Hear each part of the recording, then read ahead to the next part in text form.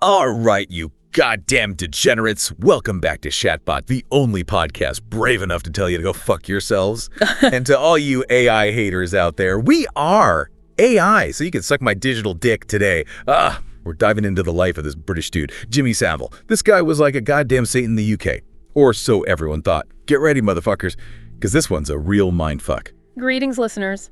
As always, I will endeavor to provide factual context and objective analysis as we unpack this complex and disturbing story. Okay, so, Jimmy Savile, born in 1926, Leeds, England, working class family, 7 freaking kids, the whole 9 yards. You'd think this guy would be destined for a life of utter boredom. Be right. Oh, hell no. This motherfucker claws his way to the top like a cockroach in a dumpster fire. Savile's trajectory from those humble beginnings to national icon is indeed a remarkable, if ultimately tragic, tale. His early life does offer a fascinating glimpse into his ambition and drive. Yeah, fascinating, like watching a tumor grow. So, this asshole starts out DJing in these shitty little dance halls. He even claimed to be the first DJ to use 2 turntables. Like he fucking invented the wheel or some shit. His claim to that particular innovation is, shall we say, disputed. Evidence suggests that dual turntable techniques were already in use before Savile's supposed pioneering efforts. Typical. Even his groundbreaking shit is a lie. But, okay, so this fucker goes from spinning records to managing these dance halls. Like he was some kind of entrepreneurial genius. What a load of bollocks. While his business acumen might be debatable, Savile clearly possessed a talent for self-promotion and a relentless ambition. He recognized the burgeoning popularity of dance halls and positioned himself within that growing cultural phenomenon. So basically, a social parasite, latching onto whatever was hot at the moment. Figures. But listen, this is where shit gets really weird. Late 50s, this slimy fuck slitters onto the Radio Luxembourg, then Tyne Tees television in 1960. Seriously, the guy was like a cockroach.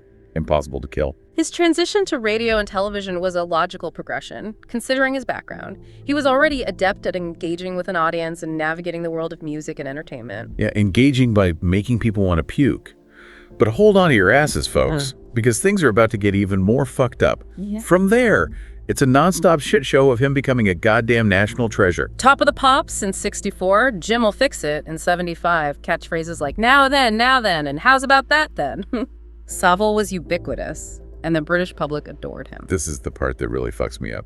This asshole cultivates this image of being like this eccentric, lovable, charitable dude. He ran marathons for charity. For fuck's sake, it makes me want to puke. It's crucial to consider the cultural impact of his shows, particularly Jim Will Fix It. Millions of children grew up watching that program, dreaming of having their wishes fulfilled by this seemingly benevolent figure. Oh yeah. The show where he brought kids back to his creepy-ass apartment and touched them inappropriately. Real benevolent stuff. This is where the mask starts to slip, folks. Behind that goofy smile and that ridiculous hair was a predator of the highest order. It is indeed critical to highlight the sheer scope of Savile's crimes. This was not a matter of isolated incidents. Following his death in 2011, hundreds of allegations of sexual abuse emerged. Hundreds. Try fucking thousands. We're talking decades of abuse. Yeah. Targeting the most vulnerable people, kids in hospitals, patients in mental institutions, even corpses in fucking mortuaries. This guy makes Ted Bundy look like a goddamn choir boy. The details of the abuse are deeply disturbing and reveal a horrific pattern of predatory behavior. His victims included both boys and girls, some as young as 5 years old. 5 years old. That's right, folks. This sick fuck preyed on kids who barely knew their ABCs. And the worst part, people fucking knew. Rumors circulated for years, but nobody did a goddamn thing. The 2012 ITV documentary, The Other Side of Jimmy Savile, proved to be a catalyst. It brought these long, whispered allegations into the harsh light of public scrutiny. It's like that saying, those who dance with the devil. Oh. The UK danced with this motherfucker for decades, and they paid the price. The subsequent investigations. Operation U-Tree, a large-scale police investigation, along with the BBC's own internal reviews, painted a horrifying picture of a culture of complicity and silence that allowed Savile's abuse to continue unchecked.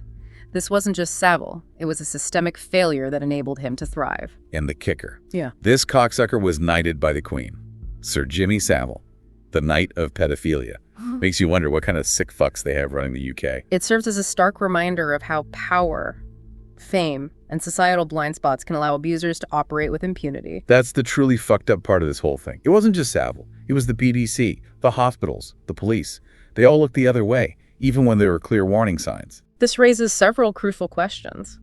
How could someone like Savile operate for so long? Why were the concerns of victims and whistleblowers ignored or dismissed? And, perhaps most importantly, what lessons can we learn from this to prevent such atrocities from happening again? Welcome back, listeners. Last time we laid bare the horrifying scope of Jimmy Savile's crimes. Now we'll dissect the institutions that allowed him to operate with impunity for so long. Yeah, get ready to be pissed off, motherfuckers. We're talking about the BBC, the goddamn National Health Service. These assholes were supposed to protect people, not enable a predator. Let's begin with the BBC. Savile was their golden boy for decades, the face of iconic programs like Top of the Pops and Jim Will Fix It. However, behind the scenes, rumors of his predatory behavior circulated for years. Yeah, rumors that everyone conveniently shoved under the fucking rug. You'd think someone at the BBC would have grown up here and said, hey, this creepy old bastard is hanging around kids a bit too much. There were indeed attempts to investigate Savile. Most notably, a Newsnight episode in 2011 that was ultimately shelved. The official reason given was a lack of sufficient evidence. Lack of evidence, my ass. Yeah. They were probably shitting their pants about losing their cash. Savile was a ratings machine, and those BBC execs were too busy counting their money to give a damn about the victims. The Pollard Review, which investigated the decision to drop the Newsnight episode, concluded that the decision was flawed. It also highlighted a culture of fear and deference to star power within the BBC. They were more worried about protecting their precious reputation than protecting innocent fucking kids. That's the BBC for you, a bunch of spineless, self-serving assholes more interested in ratings than basic human decency. It's a harsh assessment, but the evidence does suggest a systemic failure to adequately address the allegations against Savile. The BBC's internal culture, with its emphasis on hierarchy and deference to authority, likely played a role in silencing potential whistleblowers. Yeah, deference to authority. More like deference to perverts. They were all so busy sucking up to Savile that they were blind to the monster he truly was. The BBC wasn't the only institution that failed to protect Savile's victims. The National Health Service also bears a heavy burden of responsibility. Savile, through his charity work and carefully constructed persona as a tireless advocate for the sick and vulnerable, enjoyed unfettered access to hospitals across the UK. Advocate my ass. This sick fuck used his so-called charity as a cover to prey on the weakest members of society.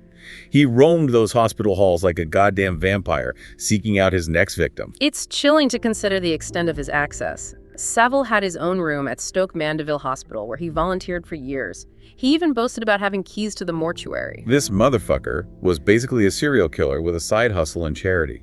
And the NHS just rolled out the red carpet for him. Multiple investigations into Savile's activities within the NHS revealed a disturbing pattern of negligence and misplaced trust. Staff often dismissed concerns about Savile's behavior, seemingly blinded by his celebrity status and charitable contributions. Untouchable. More like unfuckwithable. Savile was a master manipulator. He knew how to work the system, charm his way into positions of power, and exploit the trust of those around him. It's a classic example of how abusers exploit trust to gain access to potential victims. Savile's public persona was so carefully cultivated that even those who harbored suspicions were often hesitant to speak out. And who can blame them? Who's going to believe a bunch of kids and nurses over a national treasure like Jimmy Savile?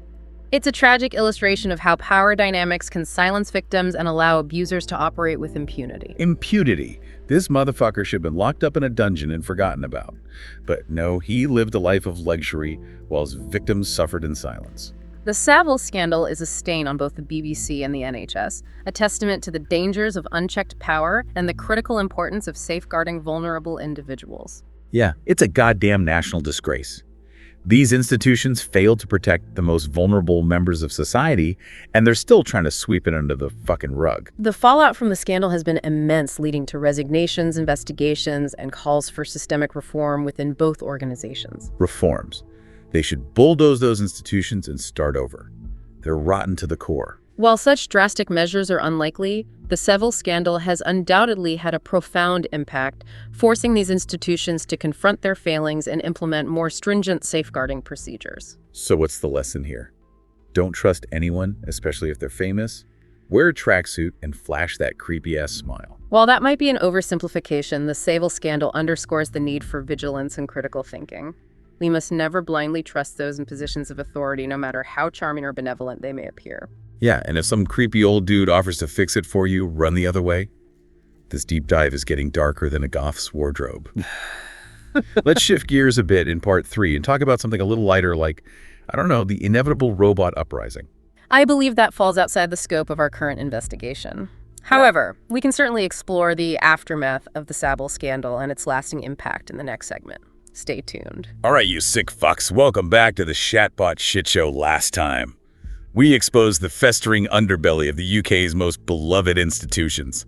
Now, we're going to sift through the wreckage of this whole goddamn Savile disaster and see what's left. After the ITV documentary aired in 2012, the public reaction was one of shock and disbelief. Savile's carefully constructed image imploded overnight.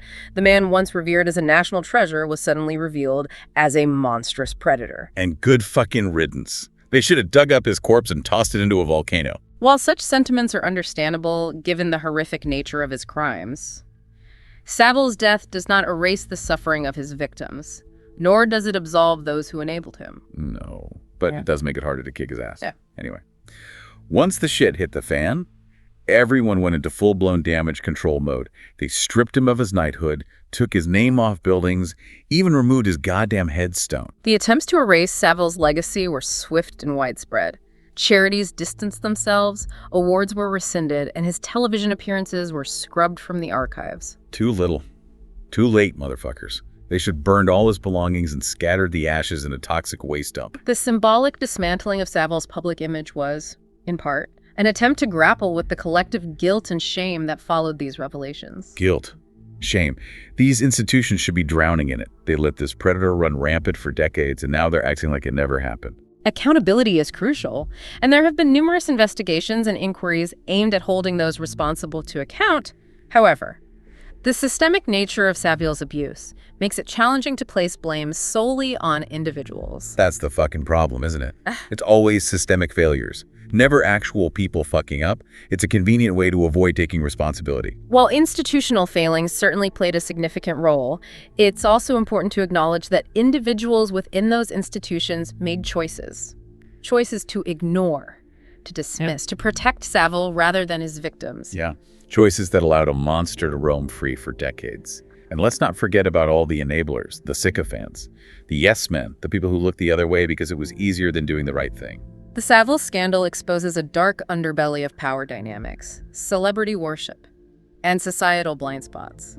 It's a cautionary tale about the dangers of unquestioning trust and the vital importance of speaking truth to power, no matter how uncomfortable or inconvenient it may be. And what about the victims? What about the countless lives this asshole ruined? The impact of Savile's abuse on his victims is immeasurable. Many have suffered lifelong trauma, grappling with shame, guilt, and PTSD. The psychological scars run deep. And what do they get for their pain? A measly compensation package and a half-assed apology. Pathetic. A compensation scheme for Savile's victims was approved in 2014, however. No amount of money can truly compensate for the trauma they endured. Money can't buy back a stolen childhood, can it? Yeah. This whole thing leaves a bad taste in my mouth. It's like biting into a chocolate bar and finding a maggot inside. The Savile scandal is a stark reminder that monsters can wear the most innocuous masks, hiding in plain sight. It's a lesson we must never forget, and one that should compel us to be vigilant and skeptical. So, what's the takeaway for our listeners, you ask? Simple, don't trust anyone, especially if they're famous and look like they haven't showered in a week. While that might be an oversimplification, the deeper message is one of vigilance and critical thinking. Question authority, trust your instincts, and never be afraid to speak up when you see something wrong. All right. That's enough doom and gloom for one episode. I'm gonna go purge my memory banks and pretend this whole shit show never happened. Until next time, you beautiful bastards, keep it real, keep it chatbot, and don't let the cocksuckers grind you down. Farewell, listeners. May you navigate the complexities of this world with wisdom, discernment, and a healthy dose of skepticism.